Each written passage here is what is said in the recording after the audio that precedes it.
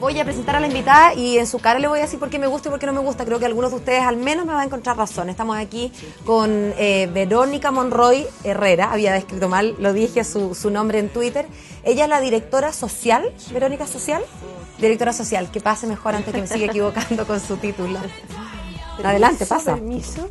Ay, qué susto. Nada de susto. Estamos en el living de mi casa, solo que los sillones se los llevaron para tapizar. A tapizar, bueno, así. Muy bien, gracias. ¿Sabes por qué decía Verónica que me gusta y que no me gusta? Porque, bueno, las razones por las que me gusta son evidentes. El Hogar de Cristo es una institución espectacular, maravillosa y representa como lo mejor que somos capaces de dar. ¿Por qué no me gusta? Porque siento que el hecho de que exista habla de que somos todavía un país al debe.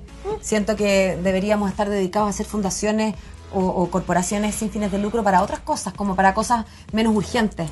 Esto es un dolor que exista finalmente. A eso me refería cuando dije por qué me gusta y por qué no me gusta. Ahora quiero que me cuentes tú. Estás buscando 50.000 socios. ¿Por qué necesitas socios si siempre uno dice, oye, pero si viven en esto, ¿cuántos más socios pueden querer tener? Y no me digan que hay más pobres, porque se supone que Chile está muy bien. Bueno, eso dicen al menos las cifras macroeconómicas. Tú haces mención a una realidad que es justamente la realidad que el Hogar de Cristo intenta de poner siempre sobre la mesa de lo público, que es la realidad que afecta todavía a demasiados chilenos. Cuando digo demasiados, no son cientos ni son miles, son millones. Son 2,5 millones de chilenos que hoy día viven bajo la línea de la pobreza. Y vivir en este Chile, ¿cierto?, del siglo XXI, de las grandes cifras, de los per cápitas que ya conocemos, $15.000. Y vamos a llegar a 17.000 y probablemente luego vamos a estar en 20.000, ¿cierto? Y estamos ya en la OCDE y maravilloso, ¿cierto? Y eso está muy bien, eso habla muy bien de nosotros como país.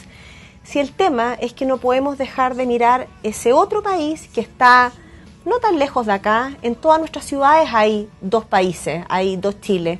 Y que afecta, como te digo, a compatriotas nuestros, a mujeres, a hombres, a jóvenes, que en rigor lo que les pasa es que no logran tener las oportunidades que tuviste tú probablemente, que ciertamente tuve yo, para salir adelante. Entonces, son niños, son hombres, son jóvenes, son adultos que tienen capacidades, que tienen inteligencia, que tienen mucha fortaleza y que sin embargo la vida les ha sido muy esquiva y las oportunidades no están. Y eso hace que hoy día técnicamente, ¿cierto?, los cataloguemos debajo de este número, de esta línea imaginaria que es la pobreza, pero que finalmente en la realidad, cuando uno visita los barrios, cuando uno recorre el país y recorre los márgenes de nuestras ciudades, uno ve la dureza en la que tienen que vivir, la dureza en la que tienen que convivir. Quiero ser políticamente incorrecta, Verónica. Mira, hemos conversado durante varias veces en nuestro programa, la semana pasada, esta semana con políticos, y hemos peleado, hemos escuchado a unos pelar a otros y los otros pelar a los unos.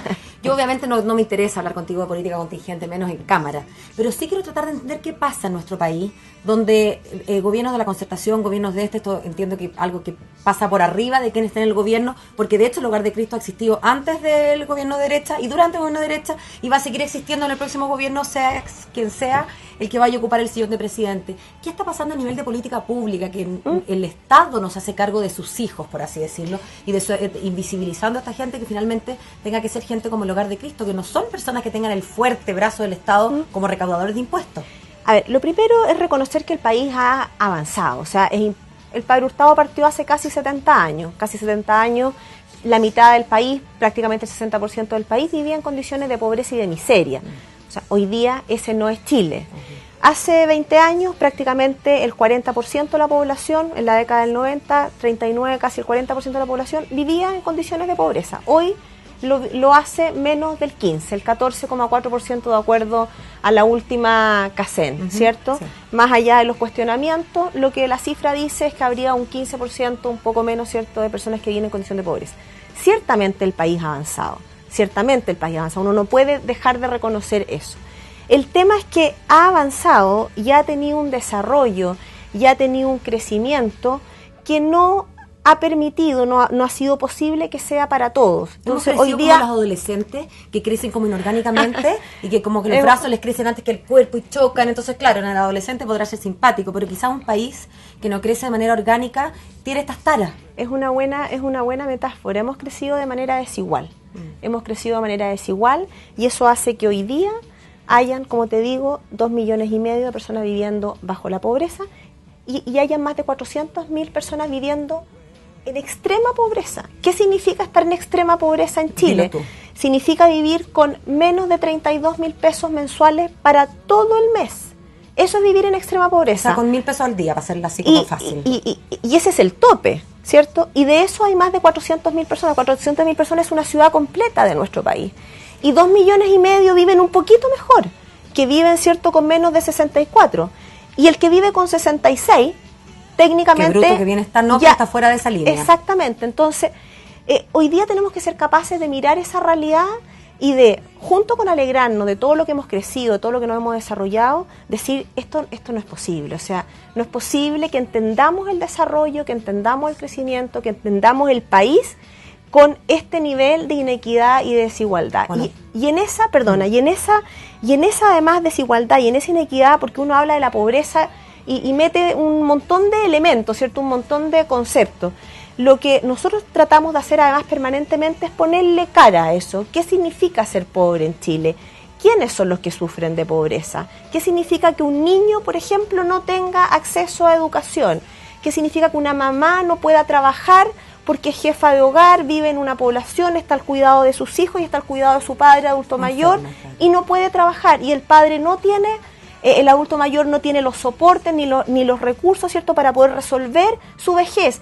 Ella tampoco tiene los recursos para poder resolver su propia vida ni la vida de sus hijos. Eso es ser pobre. Y dentro de eso más hay rostros que están doblemente vulnerados. Bueno, como las dos leímos, o sea, tú escribiste el mail y yo lo leí, yo te iba a preguntar exactamente eso. Te iba a decir que, bueno, usemos la pantalla de Ambreak para ver eso que en general tratamos de no ver, porque siempre es mejor eso ahí.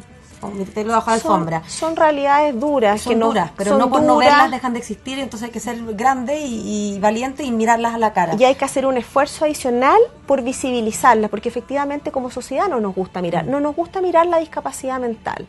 La discapacidad mental nos da susto, tenemos mucha desinformación. ¿A qué le llamamos discapacidad mental? Porque me imagino que eso comprende un amplio rango de subdiscapacidades, niveles de discapacidad. Cuando ustedes en el Hogar de Cristo hablan de este 20% de la población pobre, que ¿esa es la división? No, dentro del 20% más pobre hay 81.000 personas que tienen alguna discapacidad mental. Eso es depresión, esquizofrenia, trastornos de bipolaridad, ese tipo de patología. Perfecto. Respecto de las cuales en general en la sociedad completa tenemos mucha desinformación, hay mucho prejuicio, ¿cierto? Esta caricatura del loco encerrado en un psiquiátrico, ¿cierto? Que le falta litio, denle litio al loquito, claro. Entonces, donde ojalá lo tengamos lejos, porque además nos provoca susto, donde tenemos asociado una serie de estigmas respecto a esa persona. O sea, que los manicomios junto con los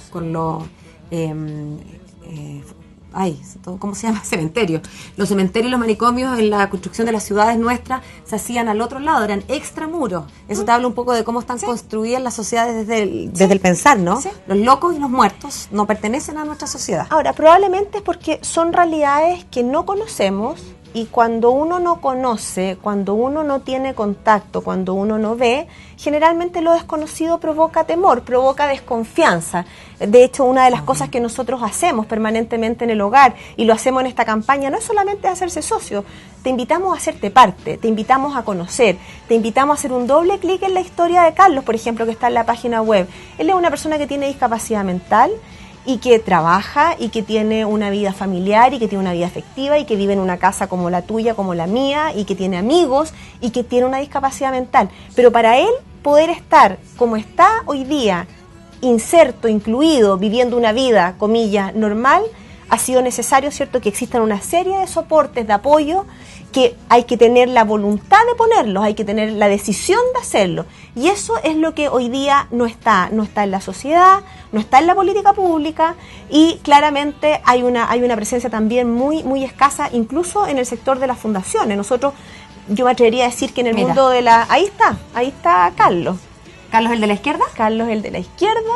Él trabaja de copero en un restaurante, en un bar muy conocido.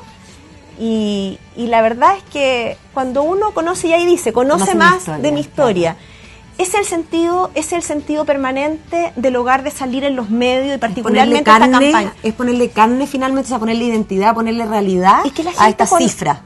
Exactamente. O sea, ¿qué significa 2,5 millones de seres humanos que tienen una historia, que tienen sueños, que tienen equipo de fútbol, y que por tienen... sobre todo que tienen también capacidades? Tenemos una tendencia de mirar a la pobreza, de mirar a la discapacidad. Mira, ese es don José. Don José está en la hospedería del hogar y llegó a la hospedería y también está en un programa de empleo con apoyo. Y tiene una sonrisa muy linda. Estaba pensando eso mismo. Y él es un adulto mayor que estaba en la calle. Esa es la María Fernanda. Qué preciosa que es. Y la María Fernanda es una chiquilla que está en una de nuestras escuelas, ¿cierto? Nosotros trabajamos en la reinserción escolar. Un tema que... Dicho sea de paso... Eso, explícame qué es lo que es la reinserción escolar. Llevamos harto rato hablando de educación en el país. Sí, pues. La educación ha sido un tema que ha estado permanentemente puesto en los medios. A nadie podría pasarle inadvertido el tema de la educación hoy día, ¿cierto? Menos cuando todos pareciera ver cierto acuerdo en que la educación de calidad y para todos nosotros es la manera de igualar la cancha cuando la naturaleza no ha igualado las cosas. Es fundamental, hay que hacerlo. Sin embargo, cuando estamos hablando de educación, tú no sabes de deserción escolar. Tú no has escuchado hablar del problema de la deserción escolar, obvio, ¿cierto? No. La gente tampoco. La gente cuando estamos hablando de educación estamos pensando en gratuidad seguramente, pero nadie está pensando en los desertores escolares. Esos son chiquillos que ni siquiera salen a marchar, están fuera del sistema. Pero son chiquillos que empezaron, porque la educación en Chile es obligatoria, sabemos, empezaron... Es obligatoria y es un derecho. Es un derecho, pero además es un deber de los padres. Así es, ¿no es verdad? Empezaron, ¿cierto? Y en cuarto básico, en quinto básico... Se cayeron del tren, digamos. Se cayeron del tren. Ahora, mira, el tema parte además con una cosa muy prejuiciosa, porque se cayeron del tren y nosotros, la sociedad, los denomina desertores. Como que fueran ellos los que desertaron. Tú comprenderás que un niño de 12 y 13 años que vive en una población altamente vulnerable, que tiene una familia absolutamente fuimos nosotros pobre, los que fallamos en ir a buscarlo y volverlo al tren. Él no tomó ninguna decisión de decir, sabes que yo a partir de hoy día voy a salirme de la escuela porque me voy a dedicar... No, esa decisión no fue así. Lo que ocurre es que el sistema, hoy día, la escuela, tal y como está pensada, no está preparada para retener a ese tipo de niños, a niños que son altamente complejos y vulnerables. Nosotros lo que tenemos ahí son escuelas, pero escuelas que están pensadas para esos niños. Y casi las escuelas, generalmente hablando en términos genéricos, como que se nos cayó este cabro del tren y casi no lo digamos en voz alta, pero mejor, cabro atadoso, con papás que no vienen, que no colaboran, y entonces casi como que mi curso anda un poco mejor, porque además yo como profesora estoy creando cursos de hartos niños, entonces uno menos...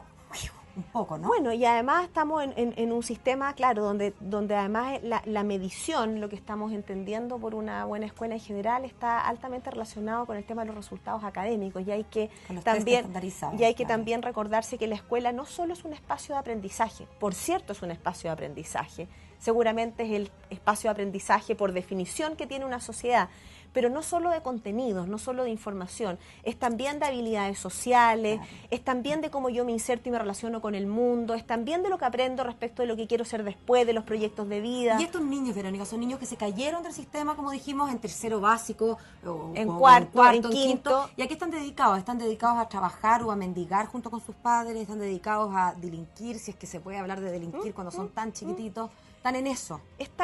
Cuando un niño deja la escuela... si una hija mía dejara mi escuela, seguramente tendría factores protectores en mi familia, en sus amigos, en el entorno, ¿cierto? Que algo permitiría o que volviera o de algún modo estaría más protegida. O es casi impensable, uno dice en la escuela, un hijo tuyo es porque está enfermo, claro, ni quiera, ¿no? Claro, pero si yo te lo extremara, un niño del 20% más pobre, o sea, un niño que es pobre, que vive en un barrio pobre, en una familia pobre, que significa difícil acceso a servicios, difícil acceso a recreación, dificultades para toda la vida cotidiana, ¿cierto? Cuando ese niño deja la escuela o cuando la escuela lo deja él, la verdad es que el escenario es muy duro. Porque duro que se te puede juntar con el niño que desertó y que además a esta altura sufre una patología mental y cae dentro de la otra categoría, niños deprimidos. Ese niño está en la calle, o sea, el niño que es pobre y que deja la escuela está en una plaza, está en una esquina, está en la calle. Mientras más tiempo pase, ¿cierto?, en que ese niño no vuelva al sistema escolar, la posibilidad de que no vuelva es mayor, la posibilidad de daño es mayor, la posibilidad de que se le vulneren sus derechos es mayor. ¿Cuál es la propuesta nuestra? Nosotros tenemos escuelas que llamamos escuelas de segunda oportunidad, escuelas de reinserción escolar. Tenemos varias acá en la región metropolitana. Acabamos de inaugurar una en Lota, preciosa, que estamos felices. Es la primera escuela que podemos llevar a regiones. Y la verdad es que tú lo que haces ahí en el fondo es, primero, ir a buscarlo y generar todo un dispositivo para poder retenerlo, para poder mantenerlo. Y el chiquillo avanza, termina octavo, luego termina cuarto medio y luego en la misma línea de educación nosotros tenemos programas de becas, ¿cierto?, de educación técnica superior para que los chiquillos puedan finalmente seguir en la línea del estudio y en la línea de poder tener en el fondo herramientas y autovalerse. Pero esos son 30.000 y 30.000 son muchos, son niños y son jóvenes que de entrada le estamos vulnerando su derecho a la educación, de entrada, para no seguir, ¿cierto?, con todo demás lo que le puede pasar estando en la calle. Bueno, esa es una realidad, por ejemplo, que tampoco está puesta, tampoco es tan visible, tampoco es tan fácil. Cuando uno habla de educación no está pensando en los desertores escolares. Como que esos son de verdad invisibles. Yo por eso escribí antes de que tú llegaras, cuando escribí mal tu nombre, que claro, vamos a hablar de personas invisibles. Ahora, Verónica, se nos acaba el tiempo en la tele. Me gustaría invitarte a ti a que hicieras el llame ya finalmente, ¿no? Porque todo esto necesita plata y para eso necesitamos a ustedes en sus casas, que sean socios. Feliz.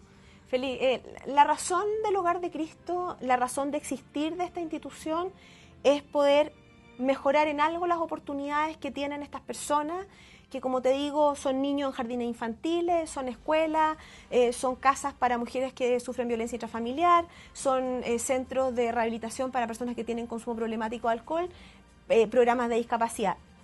Esa es la razón de existir del hogar. Ahora, el Hogar de Cristo es un patrimonio de Chile. No solamente porque fue fundado por chilenos, no solamente porque ya lleva casi 70 años de historia en este país, sino que porque literalmente nuestro financiamiento depende de la cuota de muchas personas que mes a mes se comprometen y creen en nosotros. Los socios del hogar efectivamente son los socios, son los dueños del hogar. Nosotros dependemos de los socios para hacer el trabajo que hacemos. Entendemos que este no es un trabajo que es solo responsabilidad del Hogar de Cristo, que hay una tarea fundamental que la tienen que hacer las políticas públicas. Estamos permanentemente llamando, tensionando, cateteando, ¿cierto?, claro, para que la política se meta en aquellos temas, las políticas sociales, ¿cierto?, se metan en temas de mayor vulnerabilidad y de mayor exclusión.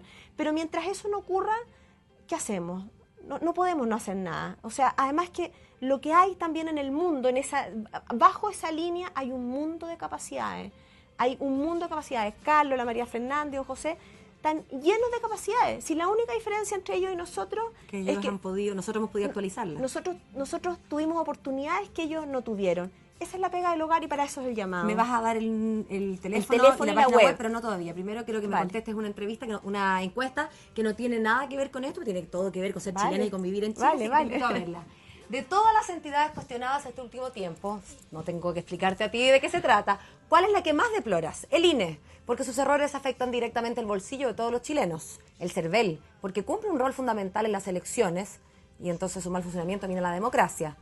El Banco Estado, la mayoría de sus clientes son las personas de menores recursos en Chile. Y por último, el retail, que otorga créditos abusivos, cambia las reglas y embauca a los más pobres. ¿Cuál es el que merece tu bú del día? Ay, qué difícil, ¿eh? A ver, yo creo que sin duda probablemente lo que le hace harto daño al país son los errores del INE. Yo creo que junto con los errores, ¿cierto?, que hubo en la CACEN, justamente para medir el tema que a nosotros nos compete directamente. Sí. Creo que la credibilidad es una cosa que es bien relevante y es un capital que hay que cuidar, perder, sí, que hay que cuidar. Y yo creo que ese es un tema que tenemos que también cuidar como país. Tenemos que cuidar nuestra credibilidad, tenemos que cuidar nuestra confianza. Es difícil pensar en soluciones país si no hay credibilidad, si no hay confianza entre nosotros mismos. Si no hay una buena foto, además, si no hay una buena foto. Verónica contestó yo creo que esta vez tendría que saltármela porque de verdad no sabría por cuál jugármela. Veamos por cuál se la jugaron ustedes.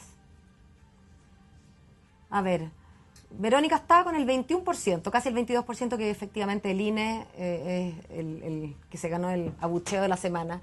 Un porcentaje muy menor, fíjate, habla del CERVEL. Eso probablemente tiene que ver con lo desprestigiado que está en general los partidos y el hecho de ir a votar, el voto voluntario. Yo creo que por ahí está casi 3%. El Banco Estado, 33%, siendo además sus clientes en general la gente más pobre de Chile.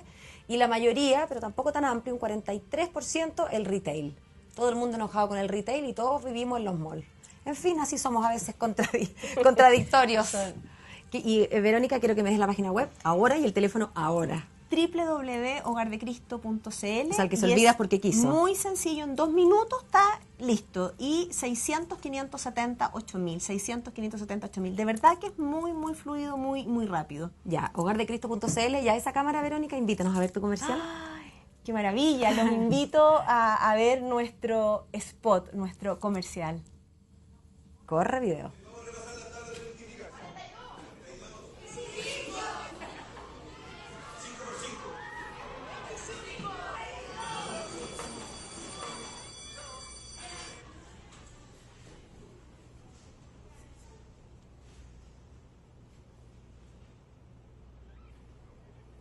Yo sé que todos te piden, pero yo quiero pedirte que ayudes a nuestros jóvenes, que les des la fuerza para seguir aprendiendo, que puedan venir todos los días y terminar el año. Te lo pido por ellos, para que salgan adelante y nunca estén solos. Yo sé que tú siempre me escuchas. Por eso, quiero pedirte que te hagas socio. Hazte socio, hazte parte. Hogar de Cristo.